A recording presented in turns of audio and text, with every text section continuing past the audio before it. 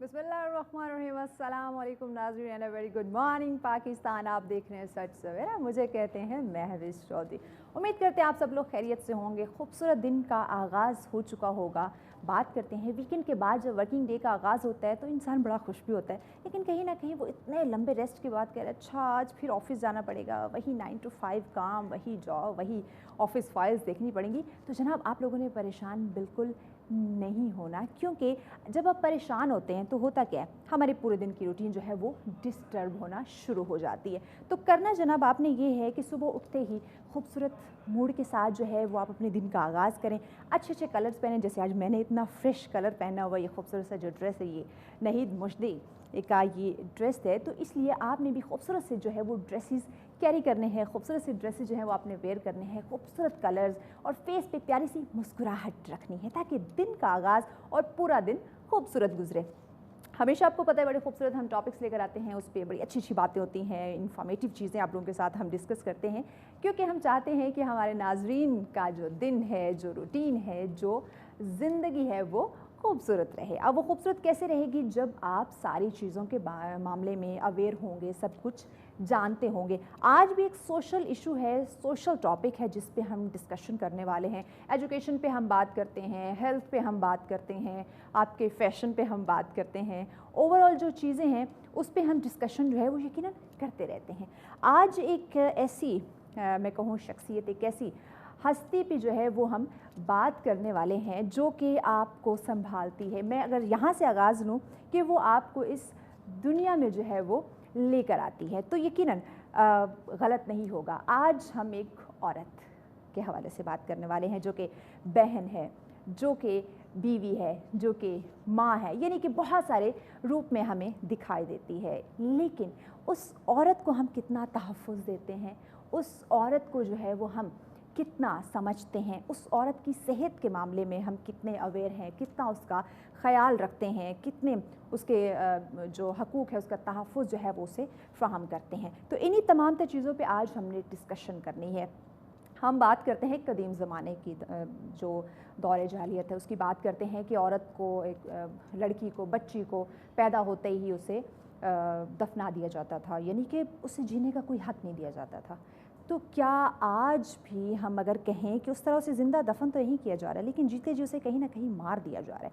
क्यों? क्योंकि उसके हकूक़ का तहफ़्फ़ुज़ नहीं है, उसकी इज़्ज़त महफूज नहीं है, उसे वो जीने का, जो जिस तरह हम मर्द की बात करते हैं कि वो एक आज़ादी रखता है, खूबसूरत ज़िंदगी बसर करता है, लेकिन उसको खूबसूरत बनाने वाली जो औरत है, उसको खूबसूरत बनाने वाली जो बात अगर मैं करूँ कि इस तरह आपके पूरे घर को संवारती है, आपके पूरे घर को जो बनाती है, जो आपके बच्चों की हिफाजत कर रही है, जो आपके माँ बाप की हिफाजत कर रही है, जो आपकी हिफाजत कर रही है, जो आपके घर को संभाले हुए है, उस औरत को हम कितना संभाल रहे हैं। देखें, आप 9 to 5 ऑफिस जाते हैं, आप जॉब करते हैं, आपको छुट्टी मिलती है ना। औरत की बात की जाए, क्या उसे ऑफ मिलता है? उसकी ज़िंदगी में कोई वीकेंड है कि वो घर के कामों से छुट्टी ले सके?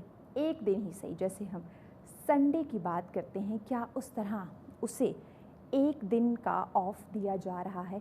इन्हीं तमाम तर चीज़ों पे नाज़रीन आज हम डिस्कशन करेंगे, इन डिटेल हम बात करेंगे। मेहमान हमारे साथ मौजूद होंगी, उनसे हम जानेंगे कि इस वक्त जहां हम पढ़े लिखे माशरे की बात करते हैं, पढ़े लिखे माशरे में रह रहे हैं, वहाँ पे औरत के साथ फिर भी ये जुल्म ज़्यादती, ये नाइंसाफ़ी क्यों हो रही है, इसी पे बात की जाएगी। मेहमानों का तारुफ होगा, लेकिन इस ब्रेक के बाद हमारे साथ रहिएगा।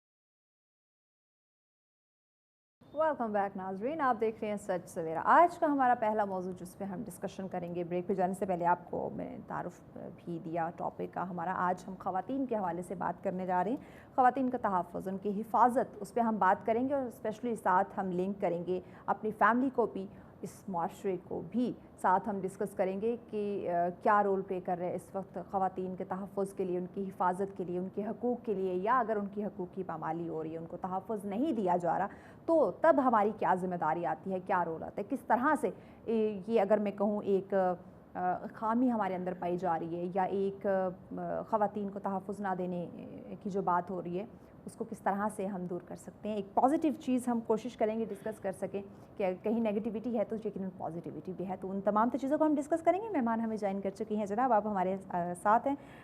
ڈفرینٹ پروگرامس میں بھی آتی رہتی ہیں، آپ انہیں دیکھتے رہتے ہیں، دیگر ٹی وی چینلز پہ بھی آتی ہیں، اور بڑا اچھا انداز بیاں ہے ان کا، خود بھی ماشاءاللہ بہت اچھی خاتون ہے. آپ director woman protection authority Punjab ہیں جناب. سعدیہ فیروز ملک صاحب ہمارے ساتھ ہیں. السلام علیکم Sadia. Thank you for inviting me. It is always great being with you. Thank you so much. Thank you. Sadia, اگر میں قدیم زمانے کو ہم ساتھ ڈسکس کریں گے، لیکن اس وقت میں آپ کا جنرل سا پوائنٹ لینا چاہوں گی کہ میں موجودہ دور کی بات کروں جہاں ہم بات کرتے ہیں پڑھے لکھے لوگ، پڑھا لکھا معاشرہ، ٹیکنالوجی کا دور، ہر کوئی اویئر ہے. ایون ہم بڑوں کی کیا بات کریں، بچے بھی جانتے ہیں اس وقت معاشرے کو. تو اس معاشرے میں خواتین کی حفاظت، تحفظ کو آپ کیسے دیکھ رہی ہیں؟ کیا اس طرح سے اسے وہ تحفظ ہے، وہ حفاظت اس کی ہو رہی ہے، وہ حقوق اسے مل رہے ہیں، یا کہیں نہ کہیں کوئی کمی واقع ہو رہی ہے؟ Mavish, this is a topic which I feel like we should talk about it every day. Yes. کیونکہ ہمیں ایک تو لوگوں کو سینسٹائز کرنے کی ضرورت ہے اس پہ، اور دوسرا یہ چونکہ اٹ افیکٹس آر لائفس. یہ ہر گھر کی کہانی ہے اور ہر معاشرے کی کہانی ہے کہ وائلنس ہو رہا ہے، ڈسٹربنس ہے، اور یہ چیزیں بہت بیڈلی افیکٹ کر رہی ہیں. نہ صرف یہ it doesn't only affect on the women جس پہ وائلنس ہو رہا ہے، یہ آپ کی پوری سوسائٹی کو افیکٹ کر رہی ہوتی ہے، پوری فیملی کو، اس خاتون کے بچوں کو، اس کے سبلنگس کو. مطلب اس کا افیکٹ پہ پورے معاشرے پہ جاتا ہے. ایک آپ عورت کو آپ تشدد کا نشانہ نہیں بنا رہے بلکہ پورے معاشرے کو بنا رہے ہیں نا. وہ مطلب پورے معاشرے پہ پھیل جاتی ہے چیز. اور جب اس کو آپ چلے جاتے ہیں نا کہ بالکل ایک نارمل وے میں لیتے ہیں کہ جی کوئی بات ہی نہیں ہے، کیا ہو گیا کہ اگر ایک ہسبینڈ نے ہٹ کر دیا خاتون کو، یا جب کبھی ہمارے مائنڈ میں وائلنس آتا ہے تو ہم ہمیشہ یہ سوچ رہے تھے کہ violence is in between the Kapil, کہ مرد عورت کو مارا ہے، یا اس پہ فزیکل یا مینٹل وائلنس ہے، یا کچھ سائیکولوجیکل لائک اس کو ٹارچر کر رہا ہے، تو ہم اس کو لے جاتے ہیں وائلنس پہ. لیکن وائلنس تو سوسائٹی میں کسی بھی طرف سے ہو رہا ہوتا ہے. وہ ان لاز کی طرف سے ہو رہا ہوتا ہے. وہ ہو سکتا ہے جیسے ابھی آپ کو پراپرٹی میں حصہ نہیں مل رہا تو وہ آپ کی اپنی فیملی کی طرف سے بھی ایک وائلنس ہے، ہریسمنٹ ہے کہ جی ہم آپ کو نہیں دیں گے اور آپ کیا کر سکتے ہیں، جیسے ہماری سوسائٹی کا ایک مائنڈ سیٹ ہے. سو یہ چیزیں جو ہیں اٹ از ہائی ٹائم کہ ہم ان چیزوں کو ایڈریس کریں اور ان چیزوں پہ اپنی آواز اٹھائیں. بالکل ایسے ہوتا یہ ہے کہ ہم ہمیشہ وائلنس کو دبانے کے اس میں ہوتے ہیں، اور اس خاتون کو کبھی بھی ہم انکریج نہیں کرتے کہ وہ اس وائلنس پہ آ کے بات کرے، جس کی وجہ سے کیا ہوتا ہے کہ وہ خواتین جن پہ وائلنس بار بار ہو رہا ہوتا ہے وہ سیوسائڈ کی سائڈ پہ چلی جاتی ہیں، وہ ڈیورس کی سائڈ پہ چلی جاتی ہیں. تو سیٹلمنٹس پہ بات نہیں آتی، اور ڈیورس ریشو اتنی ہائی ہو چکی ہے کہ لوگوں کا ٹالرنس لیول تو ویسے ہی ختم ہو گیا. پھر کہتے ہیں خواتین کی غلطی ہے. ہم عورتوں کی بات کریں، ایک عورت کی بات کریں، وہ آخری حد تک کوشش کرتی ہے، کمپرومائز کرتی ہے، برداشت کرتی ہے کہ اس کی فیملی، اس کا گھر جو ہے وہ کسی نہ کسی طریقے سے محفوظ ہو جائے، سیف سیکیور رہے، اور یہ زندگی اسی طرح اس کی خوبصورت گزرے. لیکن جب یہ ہم ڈیورس کی بات کرتے ہیں، یہ ایک آخری سٹیج ہے، اس میں بھی ہم جو الزام دے رہے ہوتے ہیں وہ ایک عورت کو دے رہے ہوتے ہیں. اس میں یہ ہے کہ خاتون کو بلیم کرنا بڑا ایزی ہے اور اس کو مزید ہم وکٹمائز کر دیتے ہیں. اگر ایک خاتون کو ڈیورس ہو گئی ہے، دیکھیں ڈیورس کو اللہ تعالیٰ نے بالکل ناپسندیدہ عمل قرار دیا ہے لیکن حلال ہے. یعنی ڈیورس اسی لیے رکھی گئی ہے کہ اگر آپ ساتھ نہیں چل سکتے، ایون اسلام میں تو اس چیز کو بھی الاؤ کیا گیا کہ اگر آپ کو اپنے ہسبینڈ کی شکل نہیں پسند، even then you can go for divorce. لیکن ہم سوسائٹی ایز اے سوسائٹی ہم لوگوں میں یہ چیز جو ہے وہ اسلام کو بھی ہم نے اپنے حساب سے ڈیفائن کر لیا ہے کہ جہاں وہ ہمیں سوٹ کر رہے ہیں وہاں پہ ہم اسلام کو لے آتے ہیں. لیکن یہ نہیں دیکھتے کہ اسلام نے کن چیزوں سے منع کیا ہے، کن چیزوں کو کرنے کا حکم دیا ہے. بالکل میوش. اور ہوتا یہ ہے کہ جو آپ کا اس طرح کا ریلیشن شپ ہوتا ہے نا جس میں بہت بالکل انڈرسٹینڈنگ لیول نہیں ہے، یا جس میں بہت زیادہ وائلنٹ ہے ایک ممبر، آپ ایک لمٹ تک کی کمپرومائز کر سکتے ہیں نا. اس کے بعد اگر آپ کمپرومائز کریں تو آپ کے بچے آپ کو اس اسٹیٹ میں دیکھ رہے ہوتے ہیں کہ جی پیرنٹس لڑ رہے ہیں، ابیوز کر رہے ہیں، تو وہ گھر کا ماحول کتنا خراب ہوتا ہے. نہ صرف وہ بچوں کی تربیت, پھر وہ بچے باہر اسکول جا رہے ہیں, پرسنالٹیز دیکھیں نا, وہ بچے کیا سیکھ رہے ہیں اپنے گھر سے, وہیں سے بچے اگریسو ہوں گے, اگریسونیس آ جاتی ہے بچوں میں. بچے ان ریلیشن شپس سے دور ہونا شروع ہو جاتے ہیں کہ شاید جو کپل ریلیشنز ہیں ٹرسٹ لیول کا ختم ہو جاتا ہے, ٹرسٹ لیول ختم ہو جاتا ہے. تو یہ چیز, اس کا امپیکٹ صرف اس ایک عورت پہ نہیں ہے کہ جس کو آپ نے مارا ہے, یہ اس کے امپیکٹس اتنے زیادہ ہیں کہ یہ it damages your self and your society. اچھا, ہم بات کرتے ہیں عورت بیچاری. جی, یہ ایک بیچاری کا لفظ ہم اس کے ساتھ ایڈ کر دیتے ہیں. عورت مظلوم ہے, عورت بیچاری ہے. عورت بیچاری یا مظلوم نہیں ہے, اللہ پاک نے اسے ایک بڑی طاقت, ایک پاور دی ہے. یہ اور بات ہے کہ وہ اپنی لمیٹیشنز میں رہتے ہوئے اپنے آپ کو وہ چلانا چاہتی ہے, فیملی کے ساتھ لے کے چلنا چاہتی ہے. مرد کی بات کریں, اسے ہمیشہ وہ اوپر رکھنا چاہتی ہے, اور مرد کو ہمیں رہنا بھی ہمیشہ اوپر چاہیے. لیکن اس کا جو ہمارے معاشرے میں جو لوگ اس کا غلط فائدہ اٹھا رہے ہیں کہ عورت بیچاری یہ کچھ کر نہیں سکتی, ایموشنلی اس کو بلیک میل کرنا شروع کر دینا, چاہے وہ فیملی کی طرف سے ہو, چاہے وہ جہاں پہ وہ کام کر رہی ہے ورکنگ پلیس کی جانب سے ہو. تو یہ سلسلہ اس پڑھے لکھے معاشرے میں کیوں ہے؟ اصل میں نا ان چیزوں کی طرف ہم لوگ ایجوکیٹ ہی نہیں ہوتے. یہ چیزیں ہماری ایجوکیشن میں ہی نہیں ہیں. ہمیں جب بچی بڑی ہو رہی ہوتی ہے نا, تو وی آلویز سینسٹائز ہر, اور اس کو ہم گروم کر رہے ہوتے ہیں کہ جی آپ نے جا کے اپنے ہسبینڈ کو فالو کرنا ہے, اس گھر کو کرنا ہے, پازیٹیولی ضرور کرنا چاہیے. اس پہ ہم مزید بات کرتے ہیں کہ عورت کی جب تربیت ہوتی ہے, مرد کو کہتے ہیں کہ نہیں آپ نے رونا نہیں ہے, اور عورت کو ہم وہی بیچاری مظلوم. اس پہ مزید بات کرتے ہیں. ایک لوپ تیار کیا ہے ہماری ٹیم نے, وہ چل کے دیکھتے ہیں, اس کے بعد پھر ہم اس بات کو مکمل کرتے ہیں. جی پلے کیجیے.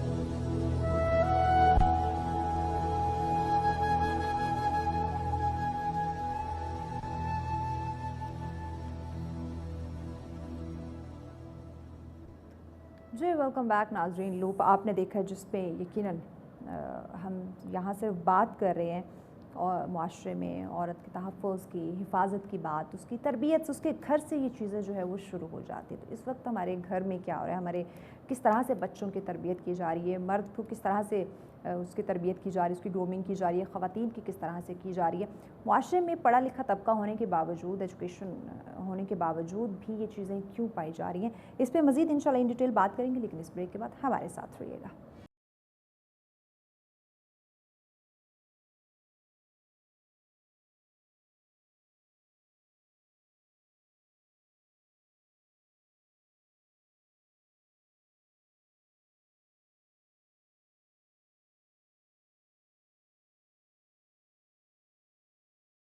ویلکم بیک ناظرین, آپ دیکھ رہے ہیں سچ سویرا. آج کا ہمارا موضوع جس پہ ہم ڈسکشن کر رہے ہیں خواتین کی حفاظت پہ بات کی جا رہی ہے, اور اس میں ہمارے معاشرے کا کیا کردار ہے, کیا ذمہ داری ہے, اسی پہ ہم بات کریں.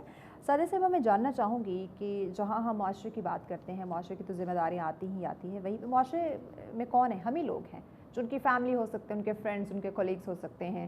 تو اس میں اگر میں فیملی کا ذکر کرنا چاہوں تو یہ زیادہ بہتر رہے گا, کیونکہ یہ چیزیں گھر سے شروع ہوتی ہیں. تو اس میں فیملی کا کیا رول ہے, کیا ذمہ داری ہے ایک عورت کو تحفظ دینے میں, اور اس کے ساتھ ساتھ میں ذرا حکومتی سطح پہ بات کروں تو کس طرح سے لوگوں کو اویئر کیا جا رہا ہے, خاص کر خواتین کو ان کے رائٹس کے حوالے سے, ان کے تحفظ کے حوالے سے. تو یہ تمام چیزوں کو ذرا انکلوڈ کر دیجیے گا اس میں. اوکے, اس میں محوش یہ ہے کہ یہ بڑا آپ کا اچھا کویشچن ہے and I really wanted to talk about it کہ ہم لوگ گھر میں بہت زیادہ اپنی بچیوں کو ہی سمجھا رہے ہوتے ہیں، گرومنگ میں بھی ان کو یہ چیز بتا رہے ہیں کہ جی آپ نے کمپرومائز کرنا ہے ہسبینڈ کے ساتھ، اس کی فیملی کے ساتھ. دس از سم تھنگ ویری گڈ کہ ہم اپنی بچیوں کو ہر طرح کے حالات کے لیے پریپیئر کر رہے ہوتے ہیں کہ آگے جا کے جس طرح کی بھی فیملی ہو دے کڈ سروائیو اور اپنی لائف کو وہ کنٹینیو کر سکیں.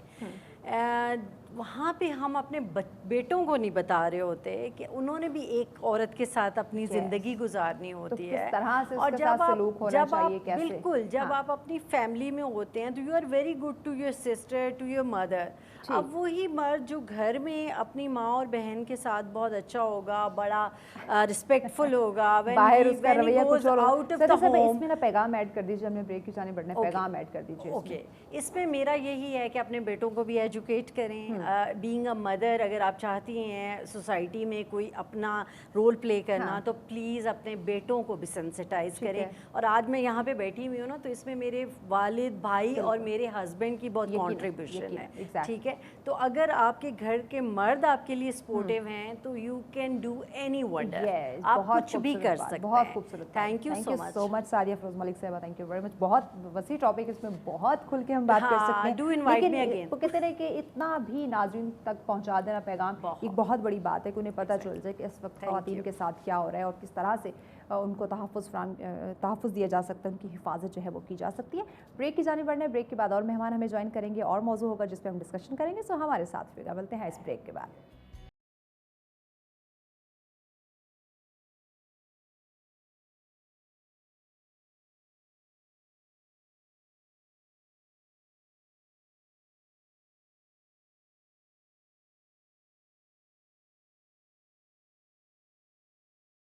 ویلکم بیک ناظرین، آپ دیکھ رہے ہیں سچ سویرا. ہمارا آج کا دوسرا موضوع جس پہ ہم ڈسکشن کرنے والے ہیں، ٹیکنالوجی کا دور ہے. ٹیکنالوجی پہ بات کرنا بہت زیادہ ضروری ہے. جہاں ہم بات کرتے ہیں کہ اس ٹیکنالوجی کا استعمال بہت زیادہ ہو چکا ہے، جہاں اس کے ہم فائدے دیکھتے ہیں وہیں پہ ہمیں کچھ نہ کچھ چیز کے نقصانات بھی دیکھنے کو ملتے ہیں، سامنے بھی آ رہے ہیں. لیکن اس کی وجہ کیا ہو سکتی ہے کہ جہاں اتنے بے شمار فوائد ہیں، نقصانات وہاں پہ کیوں ہو رہے ہیں؟ وجہ کیا ہو سکتی ہے؟ کیا ہم خود بڑھاوا دے رہے ہیں نقصانات کو؟ کیا ہم خود ان کو جگہ دیتے ہیں اپنی زندگی میں پرابلم کریٹ کرنے کی؟ خود ہی ہم وجہ کریٹ کر رہے ہیں ٹیکنالوجی کو سامنے رکھتے ہوئے. دیکھیں، ٹیکنالوجی سے فائدہ اٹھانا چاہیے. اب جنہوں نے یہ ٹیکنالوجی بنائی جو ہم اس وقت یوز کر رہے ہیں، ہماری زندگی کو بہت آسان کر دیا. تو جہاں آسانیاں آئی ہیں وہاں اپنی زندگی کو مشکل میں ہم کیوں ڈال رہے ہیں؟ کیوں اسی ٹیکنالوجی کی وجہ سے ہم جو ہے بلیم گیم کر رہے ہیں کہ بچوں کی تربیت نہیں ہو پا رہی، ان کی اس طرح سے کردار سازی نہیں ہو پا رہی. اسی ٹیکنالوجی کی وجہ سے ہم جو دیکھتے ہیں بہت سارے بلیک میلنگ کے کیسز جو ہیں وہ سامنے آ رہے ہوتے ہیں. تو ان تمام چیزوں پہ ہم ڈسکشن کریں گے. مہمان ہمیں جوائن کر چکے ہیں. ہمارے کافی سارے پروگرامز میں آپ نے دیکھا ہے اور بڑی اچھے انداز میں اس ٹیکنالوجی کی جہاں ہم بات کرتے ہیں، اس کی سیکیورٹی کی بات کرتے ہیں، ہمیں وہ گائیڈ کر کے پہلے بھی کہتے ہیں، آج بھی بہت کچھ ہم ان سے جانیں گے. آپ فاؤنڈر اینڈ سی او ہیں گرین ایپ کے. جی واصف ایوب ہمارے ساتھ. السلام علیکم واصف. کیسے ہیں آپ؟ الحمدللہ. امید کرتے ہیں آج بھی کچھ نیا لے کر آئے ہوں گے آپ ٹیکنالوجی کے حوالے سے. ضرور ہمیں کچھ نہ کچھ جو ہے وہ اچھا گائیڈ کریں گے. انشاءاللہ آپ سے ہم بہت کچھ جانیں گے. بریک کی جانب بڑھنا ہے. بریک کے بعد انشاءاللہ اسی ٹیکنالوجی کے ٹاپک پہ ناظرین ہم جو پازیٹیو چیزیں ہیں، جو فائدے والی ہیں، وہ ڈسکس کریں گے. نقصان کون سی چیزیں دے سکتی ہے ٹیکنالوجی سے متعلق، وہ بھی ڈسکس کریں گے. لیکن اس بریک کے بعد ہمارے ساتھ رہیے گا.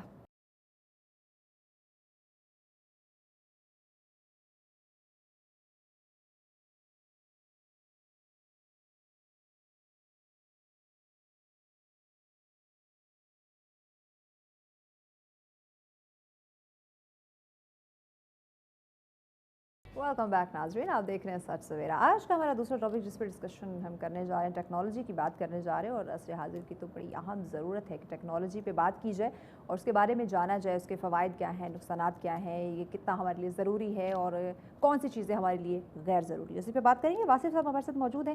واصف صاحب، ٹیکنالوجی کی ہم بات کرتے ہیں، یہ لفظ ہم سنتے ہیں، لیکن ہر دور میں اس کی اپنی ویلیو، اپنی اہمیت، اپنی ضرورت اور اپنی ڈیفینیشن رہی ہے. فون آ گیا ٹیکنالوجی بن گئے، کمپیوٹر آ گیا ٹیکنالوجی بن گئے، ذرا اس میں انٹرنیٹ آ گیا ٹیکنالوجی بن گئی. یعنی کہ ہر دور کی ڈیفرنٹ ڈیفینیشن ہے. موجودہ دور کی بات کروں تو ٹیکنالوجی کی کیا ڈیفینیشن ہے؟ جی بسم اللہ الرحمن الرحیم. بہت شکریہ جی.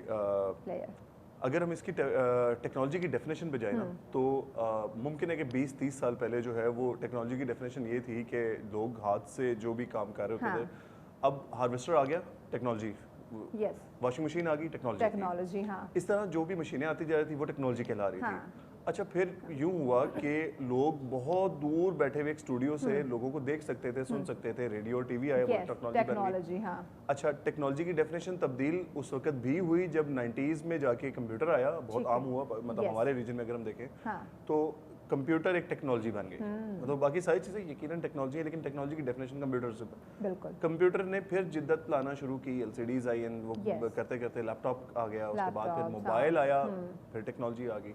अब मोबाइल में फिर आगे स्मार्टफोन की तरफ हम बढ़े, मोबाइल में स्मार्टफोन आया, इटसेल्फ एक टेक्नोलॉजी बन गई। उसकी डेफिनेशन बहुत कम अरसा रही, एक बहुत लंबा अरसा जो डेफिनेशन चली है वो थी मोबाइल ऐप जो है ना, वो टेक्नोलॉजी कहला रहे हैं। अच्छा, अब मोबाइल ऐप की डेफिनेशन में हम गए, हमें पता चला कि जितनी ऐप्स आ रही हैं ये सब टेक्नोलॉजी हैं, लेकिन पिछले 3 महीने में फिर दोबारा डेफिनेशन तब्दील होगी। अब वो तब्दीली क्या है? वो है आर्टिफिशियल इंटेलिजेंस। आर्टिफिशियल इंटेलिजेंस, जो भी अब यानी कि उसने जगह ले ली। एग्जैक्टली। अब आने वाले वक्त में टेक्नोलॉजी ये है कि कोई भी चीज़ हम सोचें, बोले, हमें चाहिए तो वो हमें कोई भी ऐप या स्वीट ऑफ ऐप जो है वो करके दे दे। अच्छा, तो अब आने वाले वक्त में जो हमारी सोच होगी, जिस तरह हम सोच रहे होंगे, जो हम चाह रहे होंगे, वो चीज़ें हमारे सामने हो जाएंगी। एग्जैक्टली। इसी तरह मतलब आर्टिफिशियल इंटेलिजेंस प्लस आपका जो होलोग्राफ है, ये दोनों मिलके टेक्नोलॉजी की एक नई डेफिनेशन करने वाले हैं आने वाले वक्त में। वो क्या होगी कि मैं यहाँ पे बैठा हुआ हूँ, आप यहाँ पे हैं, हम दोनों मुमकिन है मौजूद ही नहीं होंगे, लेकिन हम एक दूसरे से बात कर रहे होंगे। मुमकिन है कि मैं शायद कोई किसी एक और मुल्क में बैठा हूँगा, आप किसी और मुल्क में बैठे होंगे, हम बिल्कुल आमने सामने बैठ के इसी अंदाज में बात कर रहे होंगे, होलोग्राफ पे। हम फिजिकली कहीं और होंगे। एग्जैक्टली। ये इस तरह तो हम एक टाइम में काफी सारी जगहों पे पाए जा सकते हैं। बिल्कुल बिल्कुल। तो ये भी एक टेक्नोलॉजी है। बिल्कुल बिल्कुल। अच्छा, ये होगा फर्स्ट फेज। जो मेरी एक राय है इसमें, ये होगा फर्स्ट फेज इस टेक्नोलॉजी का। अच्छा, इससे अगला फेज क्या होगा? अगला फेज ये है कि मिसाल के तौर पे मैं हूँ, एक उस्ताद हूँ, मैंने 150 शहरों में पढ़ाना है, तो मुझे मेरा होलोग्राफ वहाँ पे सामने खड़ा हुआ नजर आ रहा होगा। लोगों को बिल्कुल महसूस नहीं होगा कि मैं पढ़ा रहा हूँ, लेकिन एक्चुअली वो मैं ही पढ़ा रहा हूँ और मैं 100 शहरों में एक साथ पढ़ा रहा हूँ। ये फर्स्ट फेज। अच्छा, सेकंड फेज क्या होगा? मुमकिन है उस दिन मेरे पास वक्त नहीं है और मैं अपने बॉट को कहूँ कि भाईजान आप आज टॉर्क का एक टॉपिक पढ़ाना है, तो आप मेरे बिहाफ पे टॉर्क पढ़ाएं। वो मेरा लहजा अख्तियार करेगा, मेरी तरह बात करेगा, मैं जहाँ से इल्म हासिल करता हूँ वहीं से इल्म हासिल करेगा। जिस टोन में, जिन फेजेस में मैं पढ़ाता हूँ, जो एग्जांपल्स देता हूँ, उस तरह के एग्जांपल्स तलाश करके और पढ़ा देगा। है जो लहजा, जिस तरह का बॉडी लैंग्वेज, उसी तरह वो अडॉप्ट करेगा। बिल्कुल। तो इसके ये तो एक प्लस पॉइंट है, यानी कि अगर हम देखें तो एक टाइम में काफ़ी सारी जगहों पे होना, काफ़ी सारे लोगों को, जैसे एजुकेशन की आपने बात की, तालीम देना, ये तो एक अच्छी बात है, एक पॉजिटिव, एक प्लस पॉइंट है।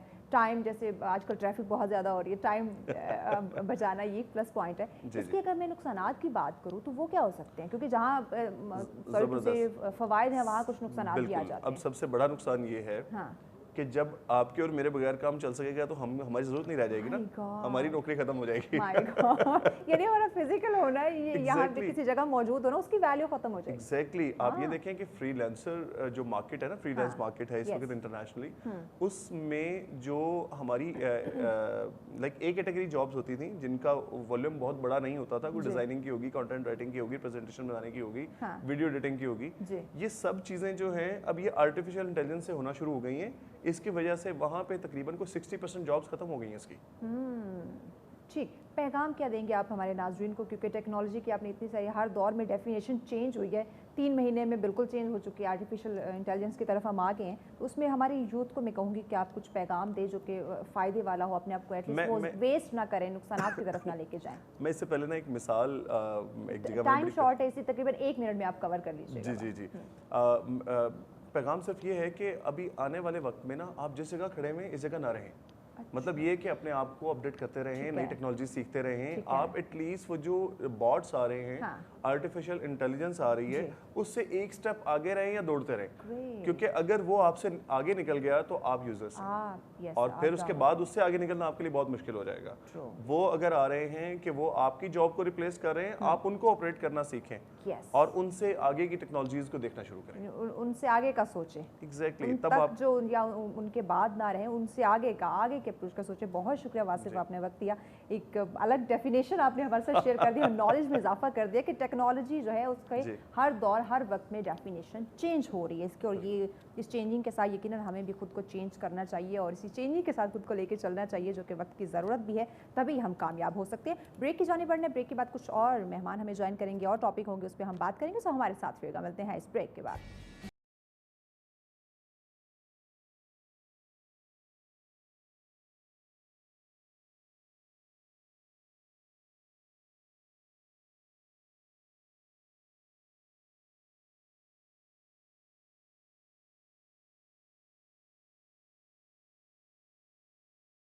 वेलकम बैक नाज़रीन, आप देख रहे हैं सच सवेरा। आज का हमारा तीसरा मौजू जिस पे हम डिस्कशन करने जा रहे हैं, महंगाई की हम बात करते हैं। महंगाई बहुत ज़्यादा, लेकिन अगर देखा जाए तो कहीं दिखाई नहीं दे रही है, क्योंकि हमारी जो मामलात ज़िंदगी है वो उससे भी ज़्यादा हमने तेज़ कर ली हुई है। या अगर हम अपने अखराजात की बात करें, अपने ख़रीद फ़रोख्त की बात करें, तो उसमें कहीं भी कमी नहीं आई। खाने पीने में, रहने में, पहनने ओढ़ने में कहीं भी कमी नहीं है, बल्कि उससे ज़्यादा जो है वो हम देख रहे हैं। तो महंगाई तो नहीं है, लेकिन इसके बावजूद हम जब बात करते हैं इकॉनमी की, मैशत की बात करते हैं, तो हम ये कहते हैं कि बिल्कुल हम दिन ब दिन डाउन होते जा रहे हैं। पाकिस्तान की इकॉनमी का बहुत बुरा हाल है। इसकी अब क्या वजह हो सकती है, इस पर हम बात करने वाले हैं। और साथ ही साथ सबसे ज़्यादा इम्पॉर्टेंट जो हमें पॉइंट लगता है, जो आज हम अपने मेहमान से डिस्कस भी करेंगे, टैक्स। कि किसी भी मुल्क की इकॉनमी की जब बात करते हैं उसमें टैक्स की कितनी वैल्यू है, क्या अहमियत है, और किस तरह से टैक्सेस के थ्रू जो है वो किसी भी मुल्क की जो इकॉनमी है उसको स्ट्रॉन्ग किया जा सकता है, उसकी मैशत को मजबूत किया जा सकता है, और यही मजबूती उस मुल्क की तरक्की का जो है वो बाइस बनती है, ज़रिया बनती है। ये बात करेंगे। और साथ ही साथ जब हम इकॉनमी की बात करते हैं, मैशत की बात करते हैं, तो इसकी तरक्की के लिए जो हुनर है, जो स्किल है, या जो हम बात करें रिसोर्सेज हैं, उनका होना कितना ज़्यादा ज़रूरी है, और वो किस तरह से हम क्रिएट कर सकते हैं, और उनके थ्रू कैसे पाकिस्तान की इकॉनमी को मजबूत किया जा सकता है, बेहतर किया जा सकता है। इसी पे बात करेंगे। हमें ज्वाइन किया है जी, आप ex president chamber of commerce and industry Islamabad हैं और CEO सेंट्रल स्मॉल इस्लामाबाद है जी, सरदार यासिर इलियास खान हमारे साथ हैं। अस्सलाम वालेकुम यासिर। वालेकुम सलाम। कैसे आप? अल्हम्दुलिल्लाह, आप कैसे हैं? बिन वाया। हमारे नए सेट पे आके कैसा लग रहा है? बहुत प्यारा है, lively, vibrant. Thank you so much Yasir. मैशत, economy की मजबूती में टैक्स की हम बात कर रहे हैं, तो मैशत और टैक्स इनका क्या आपस में ताल्लुक़ है, और साथ ही अगर मुल्क की तरक्की की बात की जाए तो कैसे देखें? डायरेक्ट कोरिलेशन है। आप नेचुरली अगर ज़्यादा कमाएंगे तो आप कोशिश तो करेंगे कि आप उसको वापस पे बैक भी करें। जो एक ड्रॉबैक हमारे पाकिस्तान के अंदर की कॉन्फिडेंस का डेफिसिट है, ट्रस्ट डेफिसिट है। हाँ। और उसकी वजह से जो टैक्स नेट है हमारा, वो आज तक हम ब्रॉड नहीं कर पा रहे। तो आज भी आपका जो टैक्स GDP रेशियो 9% है। और भी ममालिक के हैं, लेकिन वो बाकी ममालिक के पास रिजर्व्स भी ज़्यादा हैं, एक्सपोर्ट्स भी ज़्यादा हैं। पाकिस्तान के हालात उस लिहाज से काफ़ी कमज़ोर हैं। मैं समझता हूँ कि जो हमारी इकॉनमी है, इसमें जो मेजर वॉल्यूम है वो ट्रेडर्स का है। हम 22 लाख से ज़्यादा ताजरों की बात करते हैं। ताजरों का अगर आप टैक्स नेट में ले आएंगे उससे बहुत बेहतरी होगी। और टैक्स कलेक्शन इंपॉर्टेंट क्यों है? अगर आपके पास जो अखराजात हैं, जिसमें आपके स्टेट ओन एंटरप्राइज हैं 200 से ज़्यादा हैं, उनकी अगर बात करें तो सैलरीज आपने वहाँ से देनी है, डिफेंस का बजट वहाँ से कायम होता है, जो आपके इंफ्रास्ट्रक्चर का काम है, स्कूल्स हैं, आपके हेल्थ केयर के इदारे हैं, ये सारा आपका जो टैक्स कलेक्शन है वहाँ से फंड होता है। अगर आप टैक्स नहीं अदा करेंगे तो आपके मुल्क का इंफ्रास्ट्रक्चर कमज़ोर होगा, आपके मुल्क के जो स्टेट ओन इंस्टीट्यूशंस है वो कमज़ोर होंगे, और हमेशा आप IMF के पास जाएंगे। ये सोल्यूशन, ये एक साइकिल है, इससे हम निकल नहीं पा रहे क्योंकि टैक्स कलेक्शन ना होने के बराबर है। इसी के साथ हमारा इस मुल्क की जो एक्सपोर्ट्स हैं वो बहुत कम है, तो एक बहुत बड़ा गैप है। और इस गैप की वजह से पाकिस्तान अनफॉर्चुनेटली बार बार किसी न किसी लेंडर के पास जाता है, चाहे वो सऊदीया हो, चाहे वो मिडल ईस्ट हो, चाइना हो, चाहे आपके ये IMF हो, या आपका एशियन डेवलपमेंट बैंक हो। और इसकी वजह से जो बर्डन है वो बर्डन पास ऑन होता है एक आम शहरी पे। हम कहते हैं महंगाई है और टैक्सेस इंक्रीज हो रहे हैं, इसलिए इंक्रीज हो रहे हैं क्योंकि जो आपके पास 3 से 4% लोग इस मुल्क में टैक्स दे रहे हैं, उन्हीं के ऊपर नए टैक्स इंपोज किए जाते हैं, क्योंकि tax collection, tax net enhance नहीं हो रहा। तो ये IMF की जो कि आपने बात की, तो क्या हम कभी इससे छुटकारा हासिल कर सकेंगे? बिल्कुल ईजिली। देखें, पाकिस्तान की जो कैपेसिटी है, जितना रकबा है इस मुल्क के पास, 8 लाख से ज़्यादा की हम बात करते हैं। मैं आपको एग्जांपल लेता हूँ नेदरलैंड्स की, बहुत छोटा मुल्क है, 40,000 किलोमीटर की हम बात कर रहे हैं। उनके पास आबादी भी बहुत कम है, 17-18 मिलियन के लोगों की बात कर रहे हैं। वो 100 अरब सालाना एक्सपोर्ट करते हैं, अपने 100 अरब यूरोस एग्रो का।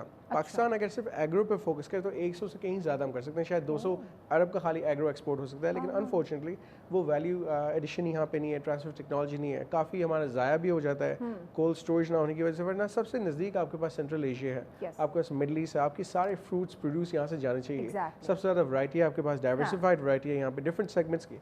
لیکن وہ ہم ایکسپورٹ نہیں کر رہے. میٹ ہم نہیں کر رہے یہاں پہ. تو اس کے علاوہ پھر ہم باقی سیگمنٹس پہ آتے ہیں, پھر ہم آتے ہیں منرلس پہ, ہم آتے ہیں آئی ٹی پہ, پھر آپ ٹورزم دیکھ لیں. تو all of these segments combine ہم کلیکٹیولی 200 ارب سے کہیں زیادہ ایکسپورٹ کر سکتے ہیں, لیکن انفارچونیٹلی پاکستان نہیں کر رہا, اور یہ ہمارا گیپ ہے. نہ کرنے کی وجہ کیا آ سکتی ہے؟ کمی کسی چیز کی نہیں آپ کے ملک کے اندر, لیکن نہیں کر پا رہے, تو اس کی کیا وجہ؟ پاکستان جب آپ دیکھیں سنس دی انڈیپینڈنس, ہمارے جب ایوب خان صاحب کا ٹینیور تھا, ہم انڈسٹریل اپنے سیٹ اپ میں آ گئے تھے, ہم لگا بھی رہے تھے. H M C, H I T کے اگر اس زمانے کے آپ پلانٹس دیکھ لیں, اسٹیٹ آف دی آرٹ تھے اس وقت. لیکن اس کے بعد یہ ٹیکنالوجی آبسلیٹ ہو گئی, ہم انڈسٹری سے ڈیویٹ ہو کے ہم اور سیگمنٹس میں آ گئے. ہم جی ڈی پی کے اگر بریک ڈاؤن دیکھ لیں, زیادہ سروس سیکٹر کنٹریبیوشن ہے, جو کہ عجیب ہے اس ملک کے لیے. جتنی ہیومن ریسورس 250 ملین تک ہم پہنچنے والے ہیں, وہ اویلیبل ہے آپ کے پاس. ہم انڈیجنس پروڈکشن یہاں پہ پاکستان میں ہونی چاہیے ہر ایک چیز کی. آپ کے پاس یہاں پہ ٹائل ساری پاکستان کی بننی چاہیے, جبکہ ٹائل ابھی ہم چائنا کے پلانٹ لگ چکے ہیں یہاں پہ. ہمارے پاس لیدر تو ہے, ٹیکسٹائل تو ہے یہاں پہ, لیکن اس کے علاوہ باقی چیزوں پہ ہم نہیں آ رہے یہاں پہ. آپ دیکھیں چلرز یہاں نہیں بن رہے, پلانٹ مشینری میں آپ دیکھیں تو آپ کی لائٹس پاکستان میں مینوفیکچرنگ نہیں ہو رہی ہے, اسمبلنگ ہو رہی ہے. وہیکلز آج تک پراپرلی مینوفیکچرنگ نہیں ہو رہی ہے. اسمبلنگ کی ہم بات کرتے ہیں, دیر از اے ہیوج ڈفرنس. تو جب آپ پاکستان میں اگر دیکھیں کاسٹنگ کے لحاظ سے تو سب کچھ امپورٹ ہو رہا ہے, تو سب چیزیں مہنگی ہیں کیونکہ ہم ڈالر کے ساتھ باؤنڈ ہیں. اگر لوکلی آپ پروڈیوس کریں گے تو چیز سستی ہوگی. فرنیچر بھی آپ دیکھ لیں کہ فرنیچر اس بلک والیوم میں پروڈیوس نہیں ہو رہا. اگر ہم ڈورس کی بات کریں یا کئی ہزار کرسیوں کی بات کریں تو وہ ساری آپ کی آج بھی چائنا یا ٹرکی سے آ رہی ہیں, پاکستان میں ہم پروڈیوس نہیں کریں. تو we need to focus on alternative to imports. وہ تب بھی ہوگا اگر انڈسٹری یہاں پہ آپ لگائیں گے اس ملک میں. یس ایگزیکٹلی, یعنی کہ تمام تر چیزیں جو ہیں وہ آپ کے ملک میں, ریسورسز کی ہم بات کریں سب کچھ موجود ہے, لیکن یہ ایک جو لیک کری چیز نہ کرنے والی, ہم بات کرتے ہیں ہنر کے, اسکلز کی بات کرتے ہیں, یوتھ کی بات کرتے ہیں. 60% سے زیادہ کی آبادی ہمارے اس ملک میں ہے, لیکن ہم اس کو یوٹیلائز نہیں کر پا رہے یا اس طرح سے اپنے رول پلے نہیں کر پا رہے. مزید ہم بات کریں گے اپنے مہمان سے, مزید بھی ہم جانیں گے کہ ریسورسز یا ہنر کے تھرو کس طرح سے معیشت کو ہم بہتر بنا سکتے ہیں, لیکن اس بریک کے بعد ہمارے ساتھ رہیے.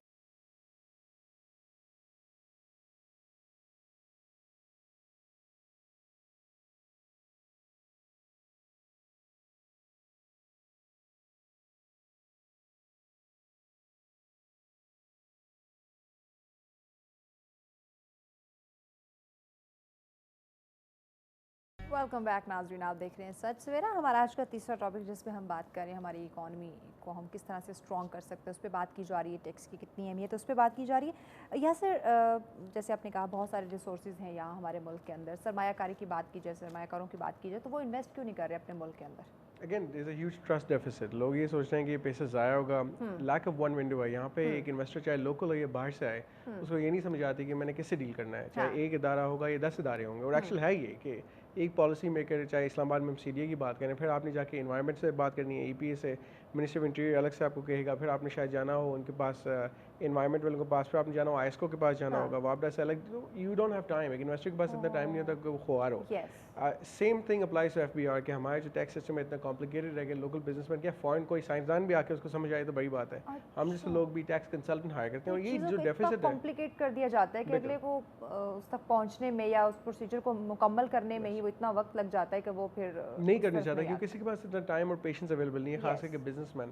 ساتھ ساتھ جو آج آپ کی لرننگ کاسٹ ہے 21 سے 22% کی ہم بات کرتے ہیں, چاہے آپ نئی فیکٹری لگائیں, پلانٹ لگائیں, یا آپ ریئل اسٹیٹ میں کوئی پروجیکٹ کریں گے, آپ نہیں کر سکتے.